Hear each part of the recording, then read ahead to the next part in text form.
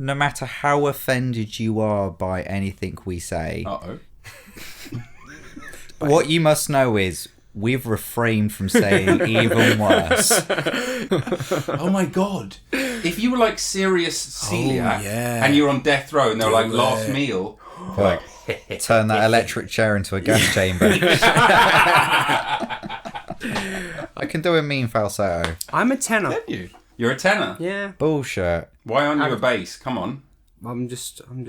But if I'm going to cast a bass singer... I think out of 10, I'm a tenor. He's given him... Oh my god. What are we saying about low-hanging fruit? Let's start. Let's start? What? Is this... After every bad joke, you can't say, let's start. That's going to be my new bit. Let's start. The bliss of the abyss, it's here now. Welcome back to the Bliss of the Abyss with your host, Mr. Robert Neumark Jones, fighting freedom in the unexplored and the unexpected. This week on the show, we have Peter Hose and Tom Leo, two of my favourite funny men in the world. They're very funny. No, they're not. They're idiots. I don't want them to hear this and get ideas above their station. We have a podcast called Not Fit for Human Consumption that we still haven't released. Woohoo! But there is a clip reel of it somewhere out there. The thing is, I'll tell you the thing, right? The thing is, I'm the only one who did any frickin' work, huh? Those two layabouts. Peter doesn't even have a job anymore. Get yourself a job, Peter. Anyway, this episode is part 2, their return to the Bliss of the Abyss. And if you heard their first appearance, then that should give you some idea of what's coming up. I'm going to put a little disclaimer right at the top there and just say, listen, if you're coming here for intellectually stimulating chat with professors and doctors, this isn't that. If you're looking for 3 friends making moronic jokes about basically every subject, and Caitlin making a little appearance, then this is the episode for you. What else can I fill you in on? We had an amazing radio show last night. Fans of the show will know Johnny B from his appearance last year, and he makes a reappearance. Was it last year or was it earlier on this year? Anyway, quite a few moons ago, and he reappeared live on the radio, and that's the radio show on Riverside FM. So if you catch us, we're every Wednesday from 9 to 10 p.m. You can listen online, you can listen on DAB, it's Riverside Radio, or if you missed the show, I do post bonus episodes onto the Patreon, patreon.com/Bliss of the Abyss, and you can find all the information there. You can find all the bonus content. I think we've done about 15 of these shows now where we play tunes, we have guests, and we have a very fun time. But without any further ado, these are the 2 people that make 3 of Not Fit for Human Consumption. So please, if you can, welcome Thomas Leo and Peter Hose.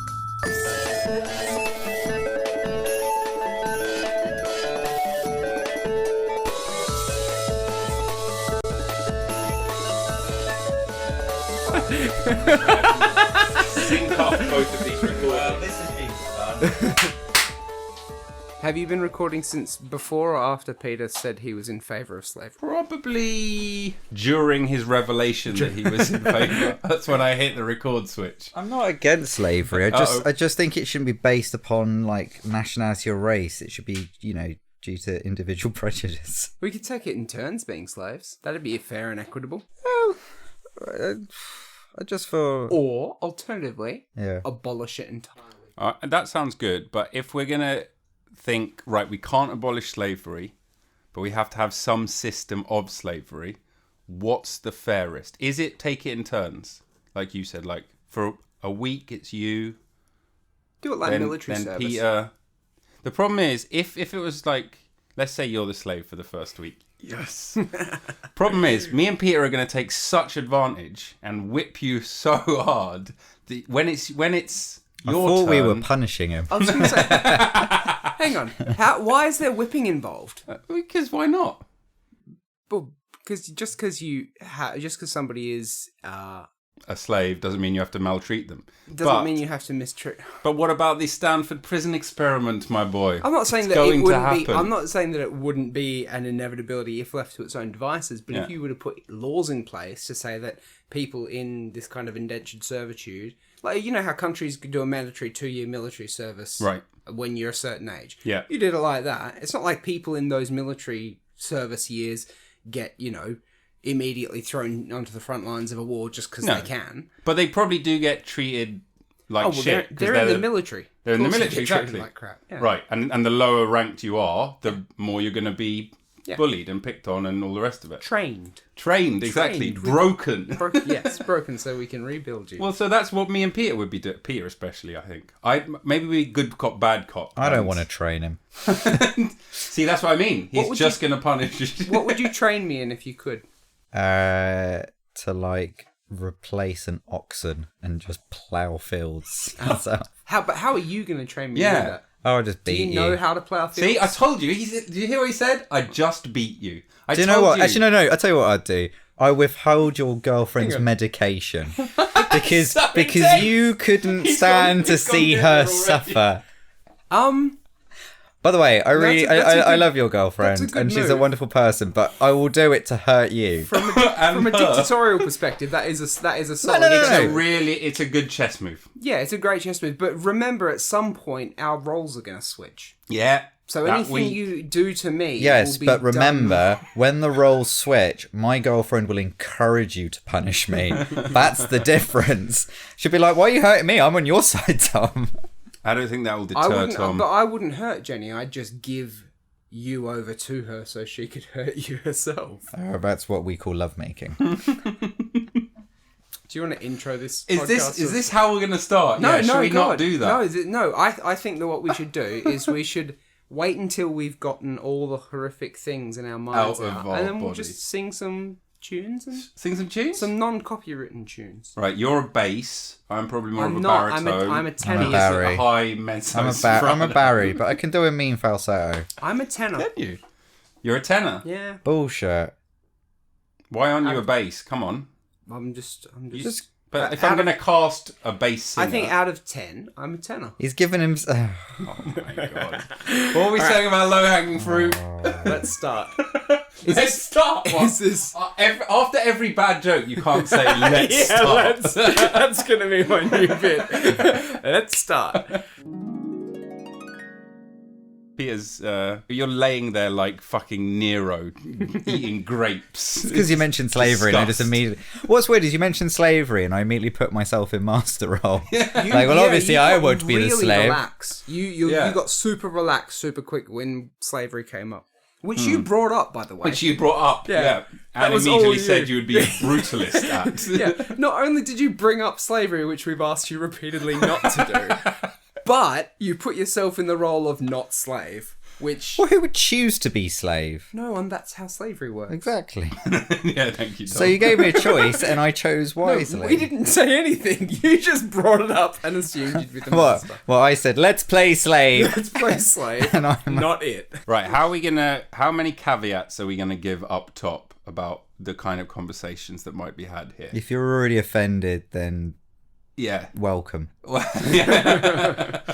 Yeah. That's a good caveat. Caveats Yeah. to the audience or to ourselves? But I don't know. I think put them out there. Any caveat you might want now. Like, for example, if you haven't liked the first 2 seconds of No, this podcast, I got a caveat. skip on. No matter how offended you are by anything we say, Uh-oh. what you must know is we've refrained from saying even worse. Yeah. That's a good caveat. So really, I mean, we great have self-censored. Yeah. This is Endlessly. Even endlessly. now. I just want to be spewing. Based on feedback, also known as Ofcom. Okay, that's Peter's caveat. Tom, would you like to give a caveat? Mine was 2 seconds.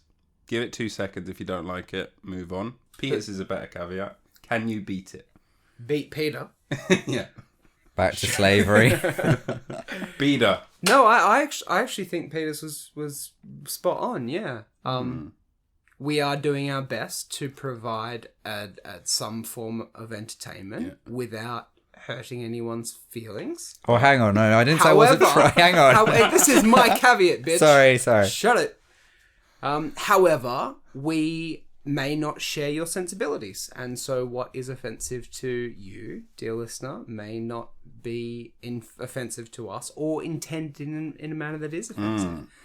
So do give us the benefit of the doubt. It's good. Or, very alternatively, write a letter. And send it Entirely up to you. And send it to... P.O. Box. No, care of Her UCK. Majesty Queen Victoria. Or whichever one she is now. No, Victoria will do. Also, if you're offended by anything we're saying Right now, then you really are very... look at the this world. is just self-indulgent crap. This is, yeah. You can't be offended by this. Well- if anything, you'd be bored by it. Yes, Also, bored. people have had to have taken the time to actually listen to this. They've actually had to find this and gone, right, this is the... Like, they've chosen to be offended, is what I'm saying. They've chosen to have their feelings hurt, and that's okay. I feel like that's a service. No, I think if they've listened to Rob before, Rob's guests are always really nice, interesting people. Yep. Well, And that's us he's- both ruled I was out. going to say, he's thrown us a bone by having us on his podcast. And then his listeners are going to be expecting a level of decorum, and decency. Yeah. I thought this was the eruditeness. I thought this was the farewell show. It might be. Let's explode the podcast here. Yeah. So, how are we doing, gentlemen? How are we on this lovely Monday afternoon? The sun is shining, the birds are singing. Marvellous. Thomas, you are on holiday. I'm on holiday. I've been on holiday for quite a while and will continue to be for a little while longer. That's very nice. Peter, you are on an eternal holiday now that you are no longer employed. Peter, you are jobless. You are sat there like you are jobless, quite frankly. Sit up straight, goddammit, man. Get yourself a job. I'm freelance now, you know, it's all just clients this and service that. Netflix this, Channel 4 that. Watched a lot of Vice News documentaries from 2014. Yeah, the golden age of Vice before it yeah. became crap. Did you see the one about donkey sex in South America? That's a Seen it, lived it, mate. It's an absolute... Are you the donkey or the... No, never mind. Burro. Which sounds like a type of cheese, but it's No, not because cheese. of burrata. Yeah. Delicious. Oh my god. If I could have a last meal, it would in some way involve burrata. Why are you dying? I don't know. Just if we I'm- both know. Presumably something Peter has done. Yeah. And got pinned on you. Good work. Yeah, cheese in a last meal seems fair. I mean, if you're lactose intolerant, it's a hell of a way to give your executioners a goodbye. Oh my god. If you were like serious celiac yeah. and you're on death row and they're like last meal, Like, turn that electric chair into a gas chamber. Oh, that's a great idea. I kind of want to commit a capital offence just to do that to someone. yeah. We have to do it. You'll have to do it in another country. You might Yeah, well. raise some suspicions when they go last meal and you go 3 baguettes, please. And a burrito. A bag of bread flour, please, and maybe a glass of water. Actually, can you get out of your death sentence, or can it be put back if you are unwell that Yes, day? if you're medically not well. Is that a joke? Is that true? They had a whole episode of House about it. How this guy was medically unfit to sit through his To execution. die. That's so bizarre. I imagine What's they'd the- resuscitate you if you went to Well, then be to then electrocuted. kill you. Yeah. You're to be executed, and you have to be treated humanely up till that point. And in the realms of humanity, is giving a person resuscitation. But the But what first if thing you I start- do is sign a DNR. That's the best middle finger in the world. It's like, you're not going to execute me. I'm going to execute myself, and Yeah. you can't bring me back because I've medically signed off that I Do do not want to do that. resuscitate. Absolutely. What if the moment you sit down in, let's say, the chair, Yeah. you then start to feel violently unwell? Like, are they then like, look, mate, do you know what I mean? If you start vomiting and hacking, then they're like, well, this person is no longer well, so we can't execute them.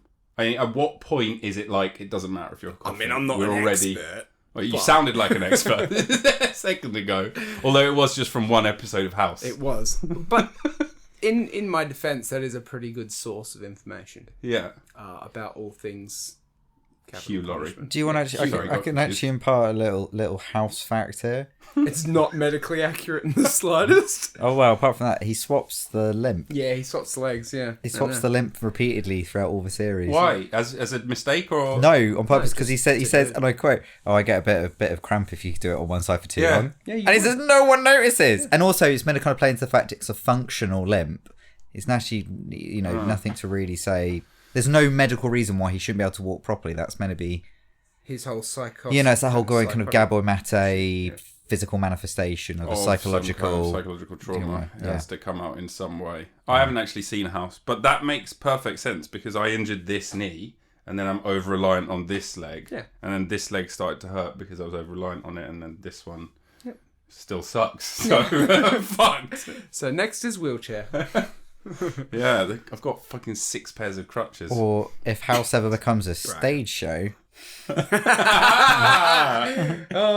his acting is impeccable. You do have all the wit and charisma of a young Hugh Laurie. Thank you very much. But you Not the don't- old one. You just need to you're work not on that the good. Okay. bitterness and anger of House. Yeah, is Not he yet. very bitter? Yeah. I'm quite bitter. We've only known you a couple and of years. angry. We'll get you there. I know I do a good impression of someone who's well adjusted and happy, but no. You bastard. This is an audio medium. Turn that face into a noise. That's awful. It's like a soundbite of an emoji. Yeah, hold on. Let's play a game. You make a noise and I'll guess the emoji that it is. Aubergine, before he's even started. No, that was going to be my first one. Hang on.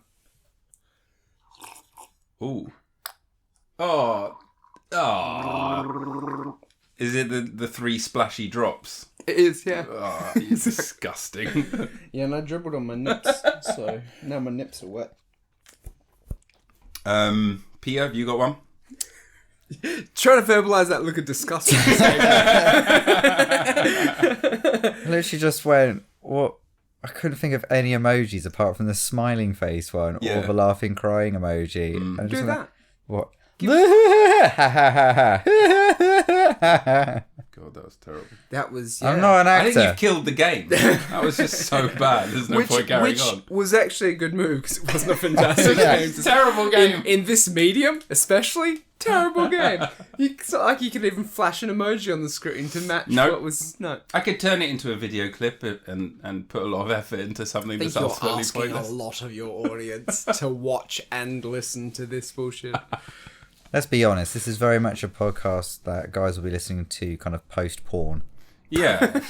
Hopefully not during. To stave off the Just sadness. recovery, just sort of like maybe I'll do it at round 2 or maybe I'll go to sleep. I don't know. I'll just I listen to have this podcast accidentally and done that. Sort of left it playing on my phone. accidentally watched porn? No. Oh no, how did this end up here? Accidentally listened back to his own podcast whilst watching porn. My own one. That really would be bad. No, just having left the podcast on and then, one thought led to another and before you know it, there I am. Picture me hunched. You sound like quite an angry... Yeah, of course. Porn is, I thought you the desire to masturbate is kind of an angry one, isn't it? Does it not? What are you like relaxing and like pleasuring yourself in a foamy bath? I'm not punching holes in the... Yeah, look how he's sitting now. Of course, you're right. Yeah. That is how he does it. He couldn't be more reclined. I bet you don't even work up much of a tempo. It's just like... It's lazy. It's all on the wrist. Let them do the work. Who's them? Who's them? That's how he refers to his hands. Yeah. They've each got names and they take turns. Lefty and righty. Hello, Cataline. How are we doing? I was saying hi, like, mentally upstairs. Okay. Yeah. I felt that. Yeah. Yep, we all felt that. Felt the vibe. Yeah. Actually, the first half of this podcast has just been us saying hello to you back. We haven't actually hoping started you would yet. come. Yeah. I just realised how scummy we are when you came in and then like provide an air of grace into it. It's like, God, we've just talked about horror. Yeah. Yeah, no, he's completely right. Yeah. Wow. It's been debaucherous already. I wish I was wearing shorts so I could really join in the scumbag brigade. But I guess the wife beater is... Hi, Kaylin. Isn't that amazing? There's so many terms. We were talking about this the other day. You have, like, wife beater that we still say. We have like Irish car bombs, like different Paddy things wagon. in our vernacular that like have Molotov been- cocktail. Yeah, yeah, things that Dutch like, courage. yeah. God, I've got quite a few of these. Hmm. French sense of humour. That's mate. Excuse my French. Yeah, excuse my French. Yeah. Right? Yeah. It's all Greek to me. Oh my God, I've got so many. Yeah. Here we go. My mate's Indian. I might have made that one up. Well, that's only bad if you don't have a mate who's Indian. Or he's Pakistani. Or yeah, might be worse if it's that. Yeah, absolutely. Yeah. So what are you up to? What's going on? I'm gonna go buy some food for us. I'm gonna get out of this fucking house. Not on the radio. I can curse. Yeah, that's right. Get it all out your That must system. be hard. I struggle to censor myself at work. I couldn't. Not in casual conversation. It's much harder when we like if you decide last minute to bring on guests and we haven't prepped them. Yeah, I'm more concerned about that than us. yeah. Except I have said things that I said like piss and you said that is a curse. And you got angry. I don't think. Yeah, that's not a good one. Is it? Yeah. I It's think. not, it is You for can't- like Americans. It's fine, but not for the Brits. I It's think sort of slang for beer. if you got angry, if you were like, oh, I was really pissed off, you might get away with That's it. what I I don't said. But think if you're you like, would. cover me in piss, which I wish you'd stop saying, they would not be okay with that. Trying to get the message across. Yeah. No, but I said they were pissed off, and you're like, you can't say that. It's not great, no, is it, Peter? same It's with not- being like crap as well. Yeah, it's just kind of you might want to avoid. But bum, yeah, sure, you're You allowed said, to. But what not the us. hell? But not arse, no You way. said what the hell, and I was like, what You the can hell? say that. Say that. I mean, Because again, it's I not wouldn't real. overdo it. What the heck? Yeah, it might be safer. What But about no, when people go, oh, fudge?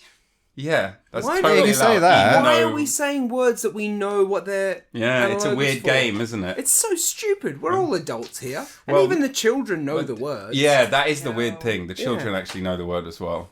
No. The number of times a kid has sworn and said, sorry, sir, and I've wanted to reply, I don't give a fuck. I don't care about the language that you use. I just want you to stop misbehaving so I can get back to YouTube. Oh, that sounds fab. I'm gonna go to the market while it's still open. Ooh, cool. It's still live. Ghetto, rated harder by TX from Spotify. Okay. Nobody asked you. What? Siri. What did she even say? By the way, Alexa. it's Alexa. Oh, this is a Bezos house. Wow. It's a Bezos house. They're all Bezos houses. Well, they will be soon. Anybody who even buys Prime, it's a Bezos house. You can't say. Yeah. But for us, we have it. In I would every say room. most houses have some Bezos. Bezos in them. Yeah. He's laughing maniacally now, and Yeah. every 2 seconds, I someone reckon so. references Bezos. I like to think he's deeply sad and unsatisfied because it helps me to sleep at night. Knowing that I will never achieve that level of wealth. I read a meme where it was like, the best divorce ever. You get $50 billion and your ex literally leaves the planet. That's not bad. That's not bad. In a big penis-shaped aircraft. Symbolism! Yeah, have you not seen the aircraft? It's actually got a bell end. It looks that much like a penis. Yeah. And those And, are the base rockets, aren't they? Yeah. Yeah. But he was only in space. He wasn't in full space. He was in inner space, and it was for like 12 seconds.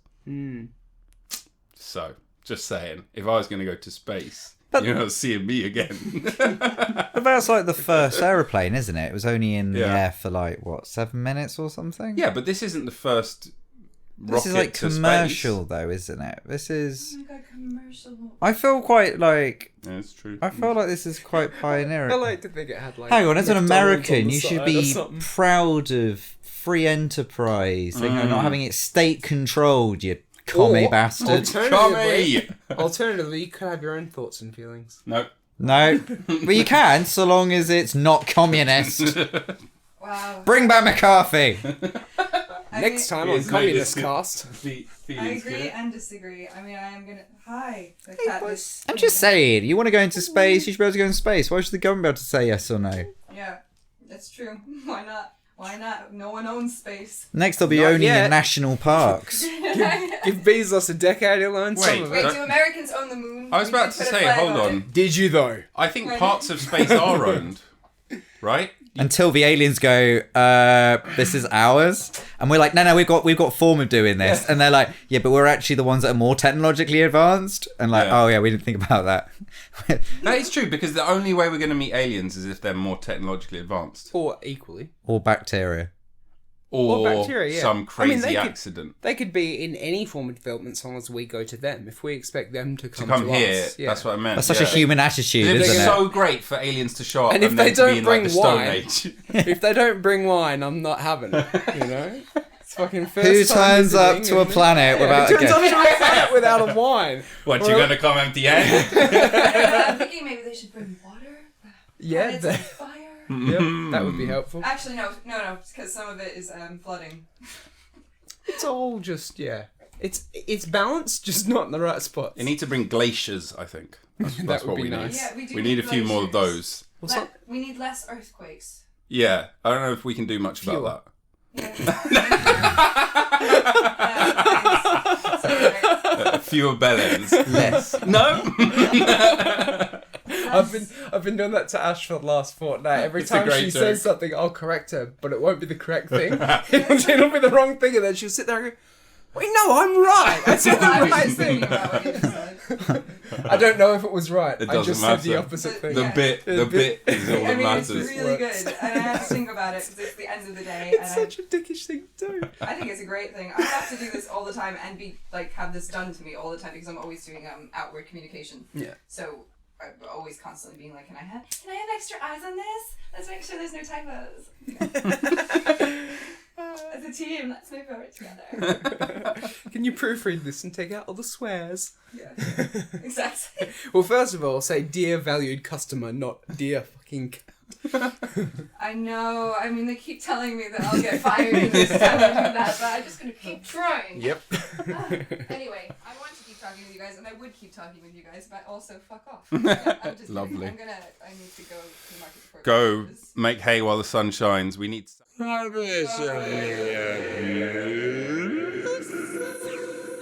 What do you think is the most underrated fizzy drink? The most underrated. Peter, don't worry, your bike's still here. I just checked. Underrated. Because everyone goes, oh no, everyone goes like, oh Coke, oh no, I Diet know Coke. which one. So for me, I'd say No. Dr Pepper. For I know. sure. Dr. Pepper tastes like shit. No, Yeah, I love can't Dr stand Pepper. it. I had it recently. Disgusting. It's terrible. It's gross. Yeah. It's weird. Awful. It's like some Oh Victorian no, sorry, that was tonic. root beer. Is that the same thing? Yeah, it's root beer. Root beer's a bit different from Dr. Pepper. I thought Dr Pepper cream was. soda. That's what I was going to say. my lord. Cream soda. Oh, Underrated. good shout, So good good. shout. So good. I was going to say, we had it this weekend. It's fucking good. Good No, I just shout. We were waiting to go into a hotel room, and we went to a hotel Oh, yeah, because the yeah. hotel was cheaper than an Airbnb. So we were sitting there, and the guy was like, okay, they're doing your room up, it's fine. Brought us out 2 very cold bottles of water, which when you've just been traveling is beautiful, like a full bottle of cold yeah. water. So we're sitting there like, it can't get better, this is great. The sun's out, woohoo. And then the guy comes out and goes, can I offer you 2 cream sodas? It's the taste of the seaside. That's what he That's what he said, said. with a smile. And we were Yeah. like, yes you can, sir. Hell yeah. And- Which you're gonna have to give me the name of this hotel because It was really good. sounds bougie as fuck. Free cream soda, am I wanna right? go there. I was really surprised that he did that for us, but it was really didn't nice. I seem think that- if you say it on the podcast, you'll get like more free stuff. from them. Sponsorship. Okay, so we stayed at the Strand. The Strand Bournemouth, in but it's technically Boscombe. And Rowan was the manager. Rowan He was very lovely. Had a and- sweaty bum crack. Would you go so far as to say? There goes your sponsorship. Well, it depends. We could be advertising talcum powder as well on the podcast. Would you go as far as to say that you wouldn't even consider staying at another hotel or In the Airbnb Boscombe area. In the Yeah. Boscombe area, yeah, we yeah. wouldn't stay Would you anywhere say else. the rest are just pure scum? Absolutely. They had Yeah. this bathtub that was amazing. It was like it kind of bulged It's like out. the one at your place, Tom. Yeah. The bit with the, Oh yeah, yeah. it's got Which like a is really bathtub nice. with an extra Yeah, belly. It's great. The weird thing though is great. they had all this great stuff, but then they had carpet in the bathroom. Like, Yeah. the Yeah, room I just hate went- that. I didn't understand. No, that. I don't get Terrible that. It's decision. moldy, right? It's- Like, I mean, it's the most humid room in the house when I'm done with it. okay, alright. Well done, you got rid of that. That was a surefire way to do it. Just required a gross out. No, I had, bye. I had a similar experience when I was in Bournemouth. We stayed at a hotel, motel, Holiday Inn, whatever the hell they're called, and because it was cheaper than all the Airbnbs. So Yeah. just like, come on, guys. It was like 100 quid cheaper. It's weird. Yeah, I mean, on the Quite a big flip side, difference. an Airbnb you would expect to have, be like, kitchen, all that kind of stuff. Yeah, but I didn't really want that. No, and no, depends on the stay. This place might have been a B&B, actually. But sometimes Airbnbs, you also have to like stay with the host family. Yeah, no, we didn't which want- means Oh, you no, have to I be don't. on like You good. don't have to. You good- can choose to book something else. Yeah, the Well, whole... sometimes that's all that's available, isn't Yeah. it? So sleep in a Or paddock. that it's. Well, no, I've bought a yurt. Oh, for the love of Christ. And cut! Yeah. No, that's the soundbite we're going to start on. I've bought a yurt. That's the name of the episode. Welcome to the bliss of the abyss, where Peter has bought a yurt. Did bought a yurt. You Gonna did? use it for the first time this weekend. Now, describe to the and, viewers who don't know, what is a yurt? It's basically a glorified tent, but one you can stand in. So it's like a glamping tent, really. But Where's the word yurt come from? yurtish. I feel like it's I feel like it's something Middle East, isn't it? I feel like it's something Middle Eastern, yeah. Exactly. But I'm not quite sure. I know it's... Okay, they have them at Glastonbury. Yeah. They're round. Yeah. And they go up to like a cone Yeah, point yeah. in the middle. There's a dome. It's There's a a dome, dome. as opposed to a TP, which is obviously triangular. Yeah. Is it a dome? Yeah. I feel like it could be a cone more than a dome. No, it's a dome. Because it doesn't go like that. It kind of goes... There's No, a point no, right in the middle. no. It's a dome. Listen to him, mate. He's the yurt expert. Yeah, it's a dome. I I'll thought- give him that. I mean, he owns a yurt. I'm a It is yurt It's owner. from a He hasn't Turkic used language. it yet. He hasn't used it. Yeah. A portable round tent covered with skins or felt and used as a dwelling by several distinct nomadic groups in the steppes of Central Asia. Now, which of the nomadic groups of the steppe from Central Asia are you, or are you culturally appropriating this? I'm yurt Kazakhstan. That was, as fake countries go, poor. It's a poor country. What kind of felts and or pelts have you got covering your yurt? Prediction, plastic. Mammoth. It's going to be some kind of horrible plastic. Oh no, isn't it's it? tent material, because otherwise that's the difference between it being. See? It's the difference between it being 10 kilos and 25. Yeah. It's the Right. difference between being a big tent or a yurt. Yes. Yeah, I mean, arguably, all you've got is a big tent. If you've not gone for the felt No, what or it is- skin... I mean, the only way in which I'm in agreement with you, Peter, is that yurt does have fewer syllables than big tent. So Yeah. you are It's, And look, being economical with your language. Which sounds I'm like all showing for. off more, yurt or big tent. Oh, yo, definitely yurt. Yeah. Yeah, but like I've got a new big tent. It's like, all right, mate. It's It's like like- tell me the size. It's like saying Parmigiano Reggiano versus I've got some smelly cheese. basically, We all know what you're talking about, mate. it's a yurt in tent clothing. That's what it is. Okay, But it's kind of cool. It means you can actually like stand in it and standing in a tent is big. not on this stupid compartment business where you're permanently like zipping and having to go over Porch, stuff. the porch system. Just you're in. Everything's there. And I've bought a proper camping bed, not an inflatable thing, so which will then just break. What, a 4-poster? It's Yeah, I've got a 4-poster bed. gonna be difficult to fit on the back of your bike. They've sold the bikes. You've got an SUV Do you now. remember the Chuckle Brothers? Chuckle Vision. Yeah. Chuckle You know Vision. that pedal car they had? That pedal car.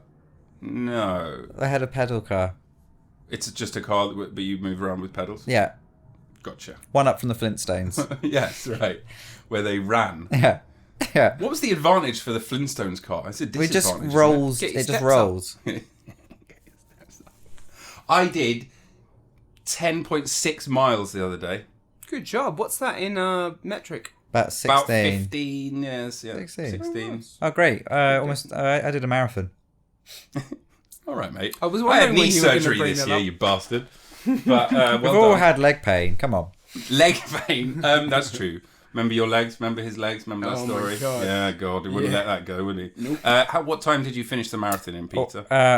Long. It was. I was mid. He's still going. Live from Expo. No, I did it in 6 hours 30, 6 hours 40. And the world record is what? You can't. Significantly shorter. Well, it's a trail marathon, so you can never compare. Oh, for like. that's a convenient. So- But if we were to excuse. guess, I like 1 hour no, 40. I finished middle of the. Jesus. No, the fastest person was 4 hours 30. No way. Yeah, way. Yahweh. Come on, mate. And so I finished about middle of the pack, which I was very happy about. Oh, you mean the fastest of your group? Yeah. not But fastest what's the ever. fastest ever in the world? What's No, the no, it world doesn't. record? No. Like trail marathon, you can't compare. It's like like No mountain one bike. cares about trail marathons. You can't compare any marathon because No, a lot of them the you can amount because of it's different. no, factors that go with into road it. marathon. exactly. No. Altitude. Oh yeah, there was an road Olympic gradient. Games. Shh, I'm gonna learn you something. There was an Olympic Games. No, you set can't in- learn me. You have to teach me. No, I'm gonna I learn you learn. Fewer. I'm gonna learn you something. I'm gonna learn you something. Shush your face. Here we go. Sit up straight. Time for Tom's Eyes front. Dictionary Corner. There was a particular Olympic Games where a whole bunch of world records were set because it was set at a higher altitude. Oh, no, sorry, it was set at a point of lower density on the planet Earth, so there was less of an effect of gravity on each of the participants. Which Olympic game? I want to Name and say shame. San Pellegrino, but that's just because that's what I've been drinking for the last few weeks. I read something that there were quite a lot of records shattered at this Olympics, and there was an engineer who designed the track, and he was claiming credit for it. He was like, the way I've designed. What was his time? His time. Yeah, he what did wasn't he setting run? any records. No, well, there you go. He didn't fucking do anything, did he? Jesus. That's like the guy who designs the car saying he's faster than whoever the fast car drivers are now. Did you watch much of the Olympics? Wait, Yeah. no, let's do the marathon time first. Yeah, let's What's do your that. guess? Well, no, I was going to say, sorry. Quickest time Hang for on. marathon. So you're talking about road marathon? Yes, the marathon Right. that everyone thinks about when you say Yeah, marathon. so the pussy one. The real one. Trail marathon is Not- way Trail marathon, harder. by the way, is not the rock hard one. The ultra marathon is the rock hard Okay, so one. I did exactly the same course as an ultra marathon. It was just mine was 10k shorter, but they exactly. literally followed the same route, the same sort of terrain. And Well, the ultra same isn't terrain. even the Mac hardest. They No, have, it's like they have way 50. harder ones. They Well, then do you're going like into Ironman two- territory, yeah, but then yeah. you're then covering cycling and swimming as well. No. Some of them they just have like the 250-mile race or whatever. Yeah, but for an Ironman has. You're the one who brought up Iron Man, and That's, I wish you would stop. Copyright, mate. I mean, it's a trademark.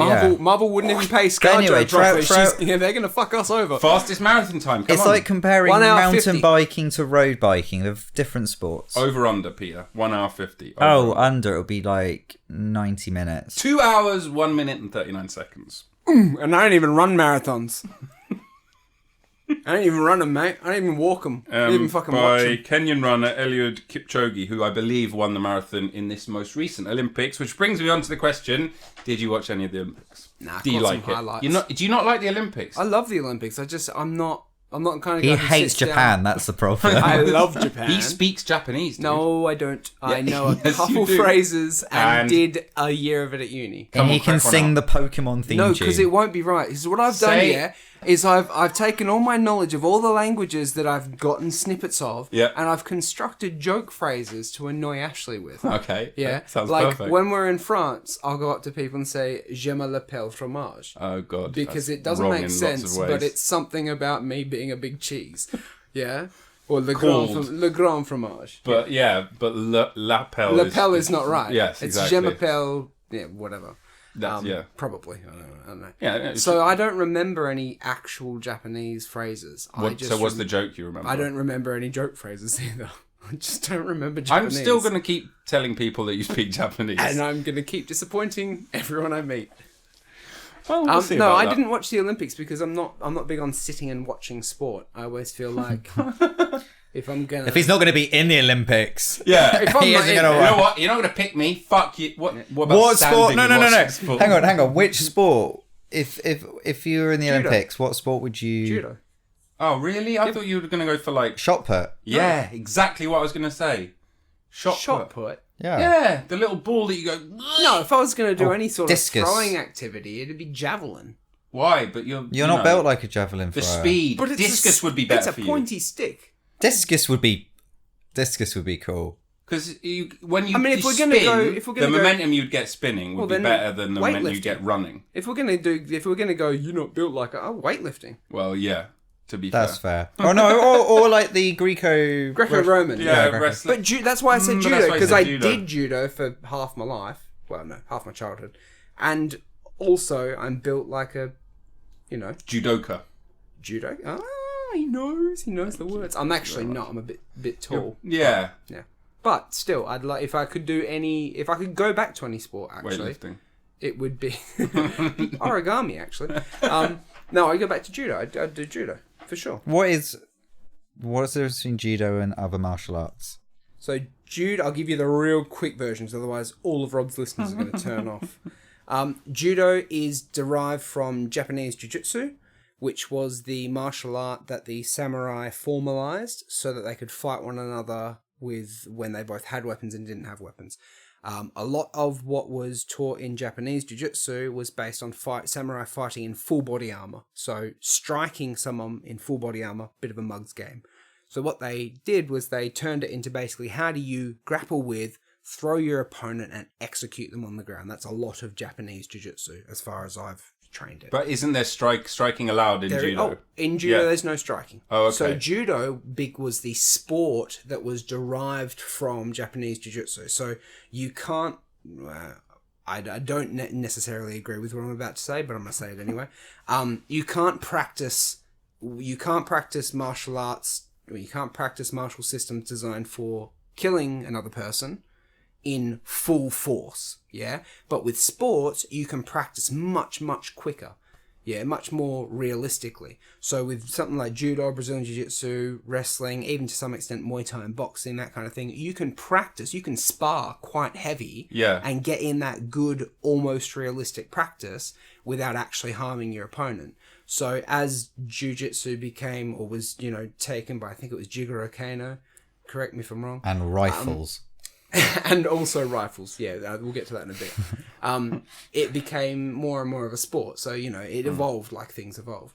But yeah, judo is, you win judo by throwing your opponent clean onto their back, typically. Yes, That's right, called yeah. an ippon, a single point. That's it. But if pin. you fail to get that ippon point, you can also pin your opponent, or you can submit your opponent with locks and chokes, so they tap. which is what then became Brazilian Jiu-Jitsu when, I think it was the Machados or the Gracies, I can't remember which family it was, they were taught judo in Brazil, and that became, this is all very... Well, you said it was going to be brief, and it really wasn't. Let's be real. That was the Sparks Notes version. But quick question, though. Before MMA, where you're allowed to literally mix all of them, is there a martial art that is both striking and wrestling? Yeah, Sambo. I mean, all martial arts were both when they were necessary. When it was... I know, but like when they're formalised into a sport. Like I watched quite a bit of Taekwondo, which is a weird one. Taekwondo is a women have to wear helmets for that one, but the men don't. Yeah, which is really weird. You know why? It's actually backed by science. They did studies. I'm looking forward to this. No, this is interesting. Science-based sexism. No. It is sexist science. They've done a bunch of studies on the headgear in men, and they've proven that actually it doesn't. If anything, you get more injuries with the headgear. But they haven't done enough studies on the women to conclusively draw it. So it is actually sexist. I think you find if you look at history, enough experiments have been done on women. Now's their time, Rob. It's their time now. It's a big problem in science is that a lot of studies have not been conducted on populations that they're applied to. That's right. For sure. Like the default male is like the default, but it's a and then also university-aged white. male. Yeah, exactly. All of that stuff. So and then they generalize out from that, and it's like but a lot of people are not that type. Yeah, it's a big problem. If you could have any sport introduced to the Olympics, which currently isn't there, does anyone have any nominations? You know what's going to be in Paris, which is the next Olympics? You know what one they're bringing in? Sewing? Is that also your answer? No, it's not actually, but go on. Speed breakdance. Oh, I did know that. Yeah. I like the one they introduced this year, which was speed climbing. What about skateboarding? Amazing. No. Skateboarding was this year. I love that, obviously. This is the controversy about the climbing, because, so for the skateboarding. Skateboarding, yeah. And BMX, it was both of their first. Yeah, Olympics. so for BMXing, they had like different types. Yeah, types. You have the park and you have the race. And is there another one? Is there freestyle? But they didn't do that for the climbing. So actually, a lot of top climbers, the climbing and bouldering are different. Yeah. But they're basically a lot of world leaders in those different disciplines didn't take part in the Olympics, or if they did, they were unfairly penalised because people tend to specialise in one area. Yeah. But for the Olympics, they forced it to be you have to be good at all three, which is a bit weird because actually think about it like they've treated it like it's a triathlon. Really? And So you couldn't just compete in one discipline? No. No. So Why would they do that's that? That's what I'm saying. They do a lot of weird things in the Olympics. So they treat it like a triathlon and not accepting that. Well, there are people who are triathletes, but there are also people who are good at cycling or swimming or running. And they're obviously climbing. They should have separate, because the interesting thing about the triathlon is the individual events. Like none of them are world records, but it's like as in the bit they run is never as fast as the fastest person who only runs. Yeah. But it's the ability to do all three, which is really amazing. It's a whole right? different athlete. It's a whole different athlete. Yeah. So why wouldn't they just do... Everyone knows that. Why wouldn't they do that for... Don't know. They even did it for skateboarding. That's what I'm saying. It was really BMX, odd that they did. New. So it was great that you were seeing climbing in the Olympics, but they haven't got it right my yet. understanding is because I've only done a bit of climbing, but my friends who literally climb like 5 times a week. Yeah, that's their feedback. 'Cause So I if love the the Olympic speed Committee, climbing. if you're listening, yes, which they are. but anyway, what if you could introduce the sportsy Olympics? Yeah, what would you pick? Yeah, ventriloquy. Why? I feel like you'd say MMA. Yeah, I would. Yeah, I mean, MMA is a definite one. Should the only thing that would stop me from saying MMA is that there are several sports that I don't think are necessarily benefited from by being in the Olympics. So, for example, there's a weird thing with boxing where if you are a professional boxer, you can't be an amateur boxer in the Olympics, or you can't be a competitor. That's what the Olympics should be, though. I don't like the pros. No, because the problem is that it screws over the athletes. Because if you're an athlete, the Olympics is a big deal. Having a gold medal or a silver medal, huge. Having competed, having been there, like people pay to go watch, and that's a big deal. Yeah, being in it is huge. Yeah, it comes in 4-year cycles. Yeah. The career span of athletes, especially athletes in combat sports, can be real weird. Like you have 1 or 2 grueling fights, you might have a real limited number left to make your money before you are relegated to basically training people and earning as much as any gym owner, which is really down to business acumen, not down to necessarily as much about your skill as a fighter or competitor or whatever. So I'm not 100% sure that I would just throw out MMA, but I can't think of anything else. So MMA. I tell you what, I'd get rid of the crappy rugby version they have in the Olympics. Rugby fives. It's like rugby. Oh, I really? like it. No, I haven't seen it. Oh, it's crap. There's way less scrums because there's way less people on the field. That's the only reason I watch it. Oh, really? Okay. Scrums. I like when they break away and get a touch. It's very much at the end. I like normal rugby. But anyway, that's why I get It's rid not of as it. good as normal rugby, But it's quite fun. They had basketball threes, which was really weird. Have you seen that? No. It's half a court. There's only one basket and 3 people on a team trying to. They're just playing half court. It's just kids in a park. But the scoring's at a pro different level. as well. They don't do the really? same scoring system. Like everything's a 1 point or something. No, there's ones and there's twos, but there's no threes. Huh. It seemed like. But it's the sort of sport where you go, come on, who's playing that? There's some sports which I mean, and I'm already disagreeing with myself. I was going to say there's some sports where Makes it easier for us. Well, no, it makes it seem like what's the point? But then I'm sitting there thinking some of the countries that have only just achieved medals or gold medals for the first time are doing it in sports that we consider But we obscure. don't care about. Well, no, sports we consider obscure, but to them, they're not obscure. Like, there's that really cool version of volleyball that they do with their feet. Have you seen that? Where it's In Thailand. like flip kicks and stuff. What's it called? That's it's amazing. Incredible. That's the insane. athleticism is so cool. Like the level of athlete, volleyball's already got a pretty high entry of skill level to just have a basic game. Like, I love volleyball. It's a fantastic. I watched quite a lot of it. Fantastic sport. It was, and not for the normal reason that men like volleyball. Yeah. Which Well, is beach volleyball is where you're going to get that. Which is also great. It's fantastic, but I could not care less about them being in bikinis. I actually really enjoy watching volleyball. Yeah, I actually wish they would cover up. You just can't be supportive, can you? Not like the new brand of sports bras that are sponsoring this podcast. Very nice. But then you've got that level of athleticism where you're kicking the damn thing, and doing flips and stuff, and still scoring. Like, how are you? And they're jumping up against their net and doing these massive scissor kicks over to get the ball. I'm just like, oh, okay. Yeah. That's not a level of skill that I could ever hope to have. I mean, presumably, if and when the Olympics is in Thailand, which I believe is the main place they play that game, which the name of which escapes me now. Presumably, because the host country gets to nominate sports, don't they? It's not. Hang on. I've got a name for it. Volleyball. That's actually not the criteria for getting into the Olympics. I know this. No, Don't look it up. $2 million worth No. Paying the right people. The criteria is it has to be played in a minimum of 75 countries across 4 continents. Really? Wow. There's your pub quiz question. So you can't just have any sport that you want. And that's to be considered. That's to be considered. Yeah. So 75 countries across 4 continents. Okay. What's a continent? Australasia. Yeah, your country is also a My continent. country is a continent. So it's called Sepak Takraw, which is probably why I couldn't remember it. Nicknamed kick volleyball, Yeah. which is what I think That it makes does. sense. Yeah. It's absolutely insane. It's brilliant. Yeah, it's amazing. It's actually originated in Malaysia. That's interesting. I didn't know that. Yeah. But the Thai people culturally appropriated. I mean, isn't the Olympics all about cultural appropriation? Is Yeah, that like the point? Greco-Roman wrestling. I bet if there was actually a Roman there, they'd be like, hey, this is not our rule. No, probably not. But also, I mean, that's the point, is we host it in different countries, we share our different sport, that you have to have, I hear, 175 different countries and over 4 continents play your sport before it'll even be considered to be in the Olympics. Sorry, how many? It's got How to be- many? I don't know, you said Because some I words. said before, yeah, if you're going to try and like steal my soundbite and then cut me out. 75. Was it 75? 75, I believe. My apologies. That's all right. 75. Don't apologise to me. over Apologise to 4 the Olympic Committee. No, I will not. Apologise to Lord Coe.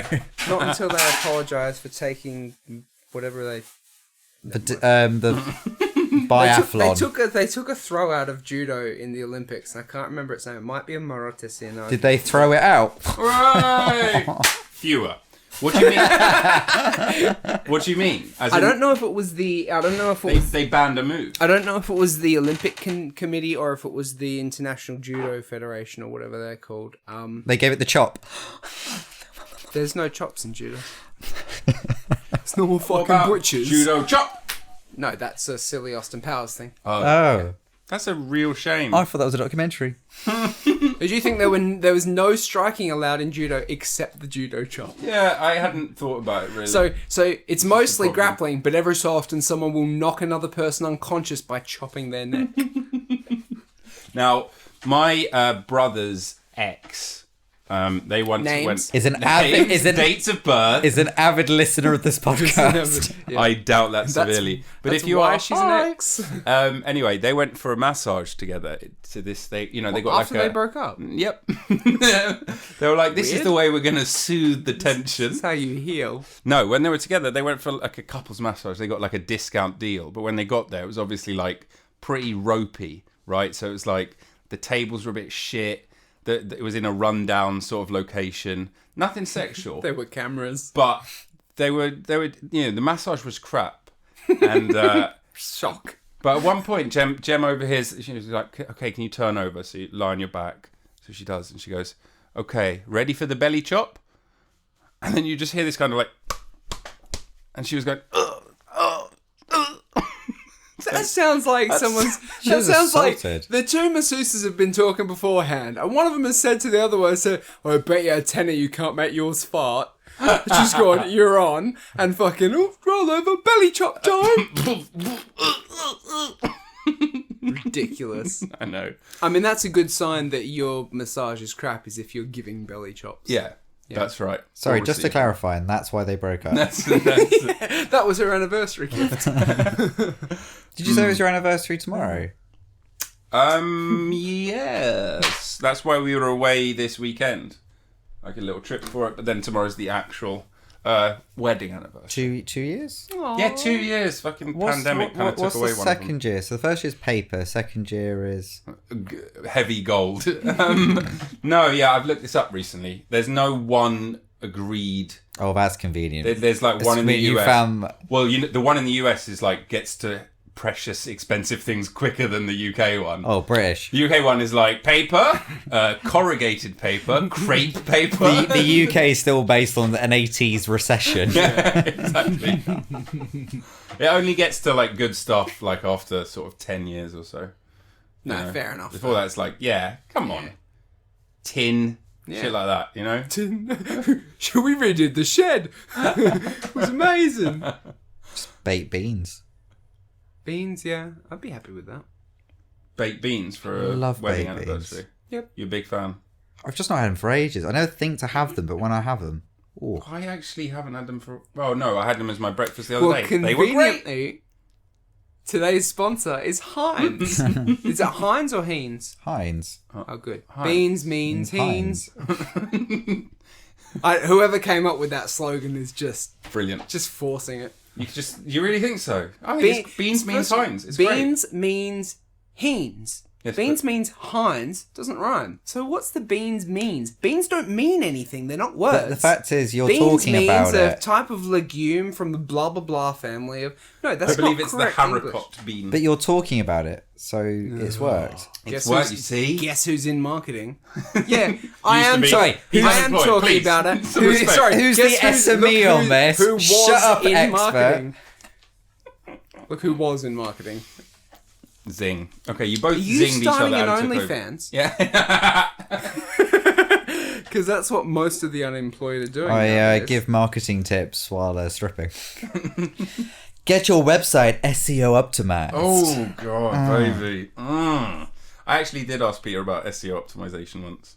Did you? Yeah, he told What me... is SEO optimization? It's search engine. actually, And hang on, I've does- done that thing of ATM machine, haven't I? I was going to say, does What the O in prick. SEO stand for optimization? Yes, it does. I've done the thing. Oh, so what's I'm an idiot. serial Search engine. exaggerating? So the joke optimization? is when people say search engine optimization Oh, okay, is yeah. is how easily can it be found on Google? Yeah. Oh, I They get say it. search engine optimization as if like I can't find my website on Bing. Yeah. But it just And means is the Google. answer not using the right terms and paying Google for being No, first? the solution is to pay nice specialist agencies tens of thousands of freelancers. pounds. Insert middleman Such as- here. Oh, can I say something really controversial? It won't be controversial to you Not guys. on this podcast. So it won't be controversial to you guys, but it will be to marketing. Like most SEO is a complete waste of time. I imagine most Because- marketing is a yeah. complete waste of Yeah. time. At the end of the day, you've either got a good product or service, and there's no faking that. And it's only if you've got a good product or service, it really, will that you catch can fire. hope. But no, you can hope that it will catch fire. Right.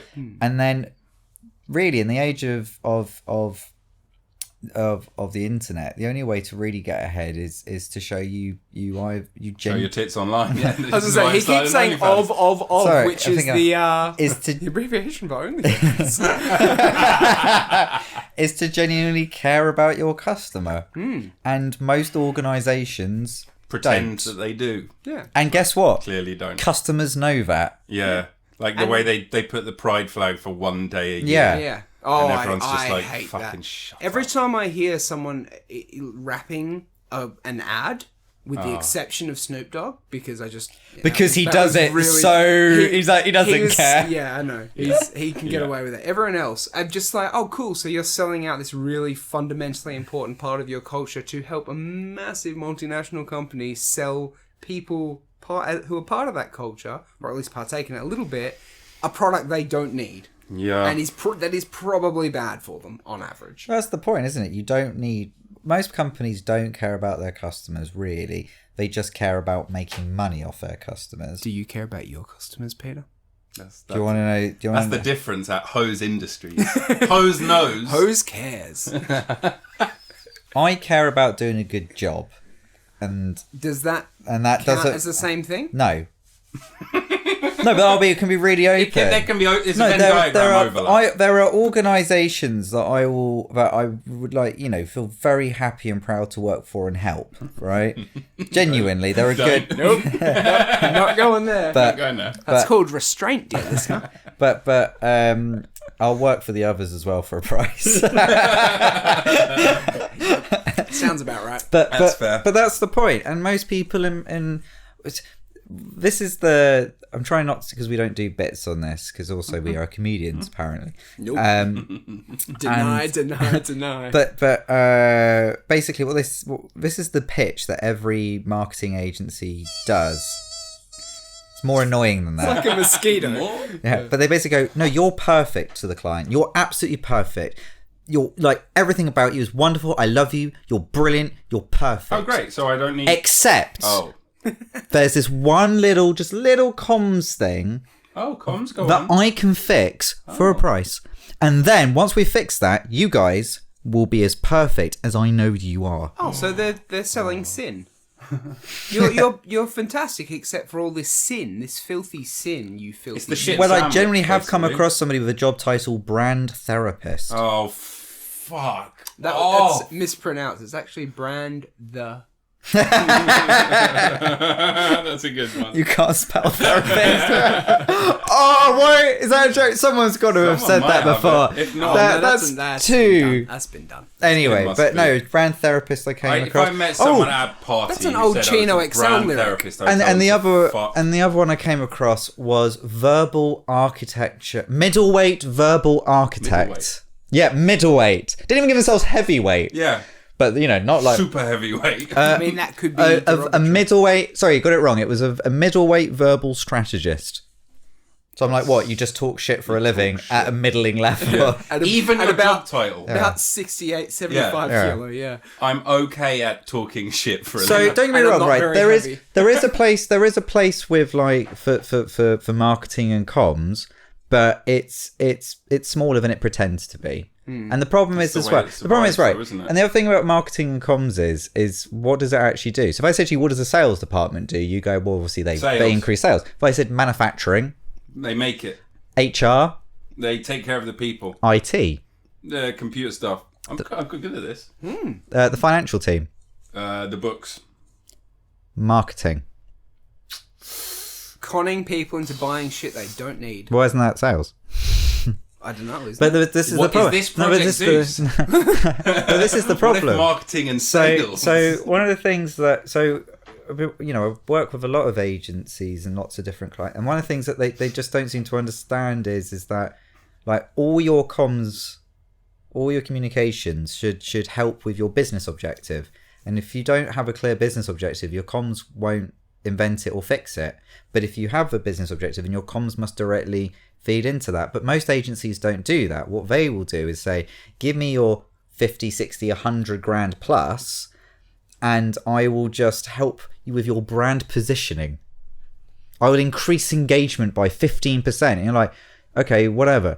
Will that help me sell more of my product? And if the answer is no, then what's the point? This is how good Peter is at marketing, because I actually now believe that what he just said is a thing. And I can tell you more in my latest book. in my new podcast. Oh, God. Yeah, so marketing is kind of like all those like self-help guru people. They make it that's sound just like they're marketing. philosophers, Yeah. and they're not. And they talk about, we have creative teams, as if only comms people can be creative. And it's like, if you look at all the greatest all the greatest advancements, where have we seen the greatest creativity? It's been in technology. It's not been in like you look at bike design or computers. It's not been in communication. We're very much have piggybacked kind of. Because that's the We whole wouldn't, point. we wouldn't be able to have social media without the techie people, Yeah. but yet Which is why- but yet the comms people are the creatives. I would say that comms people are, well, I don't know. I know a couple people in marketing, present company not included.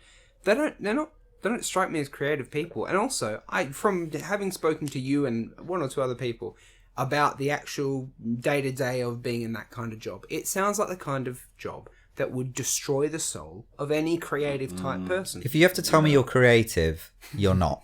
Right. And Show me If you're it's creative. in your But title. also to claim that creative is just Show, the don't tell. exclusivity. The reason being is because basically because an agency is usually split into different ways, but usually an account management team, which is client services. You have strategists, and then you have the creative team, which are the designers, the video producers, the people who create the stuff. But because they often studied, say, art or graphic design at university, there's a part of them that goes, no, we're like artists. but they don't accept they have sold their soul for the money, I was gonna say, which is fine. But then you have to also relinquish, and it's not an art. It is a craft. It is because you're there to sell a product. You're not there. The inspiration isn't for you to create what you feel. It's for you to create a product to a specification. You're not there to express and explore an idea for its own sake.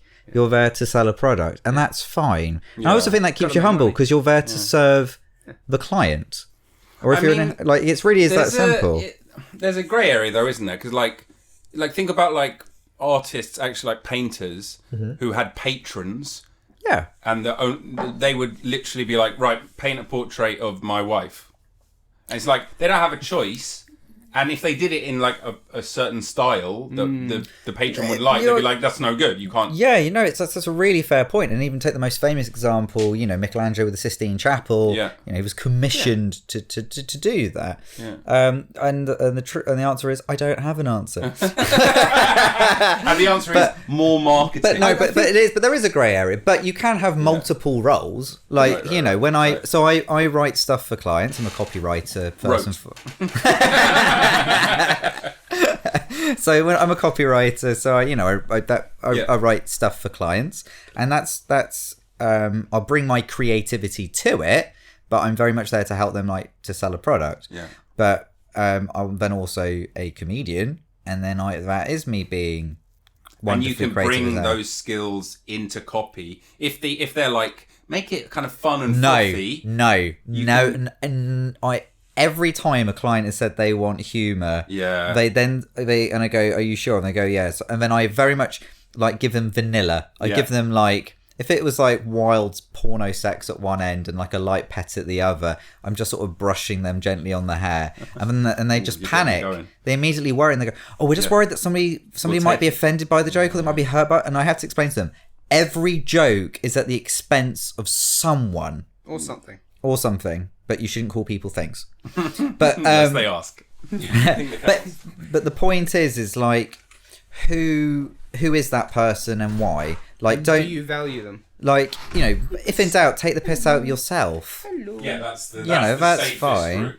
If you're going to try and put humour into your your ad, you have to kind of take the piss out of yourself. But when they're saying we're a fun brand and we want to be fun, I'm kind of, are you, and why? Why, yeah. What does that do? The amount of commercials that I've gone up for. Oh, mate, I swear, marketing does more damage. Sorry, in my personal experience of marketing and ad campaigns, there are more ads that have made me vehemently despise a product or a company than there are ads where I go, oh, no, that's actually, I don't use Just Eat.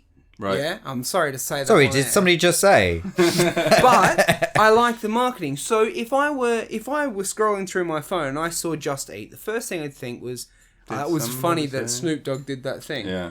And then I'd be like, oh, maybe I'll have a look. Doesn't mean I'll actually use it, because I can close that app if it's not to my liking. So you're slightly more inclined to. But I am slightly more inclined to it. Yeah. But there are so many products that there are some products that I've been using for a long while, and their ad has aggravated me to a point where I'm just I'm just gonna find. That's something because else. That's because they've tried to come up with a cool idea rather than actually just going, who's our audience and why should... But basically, I wrote an article about this. Sorry, plug. But where I said, every business needs customers, but why do customers need your product?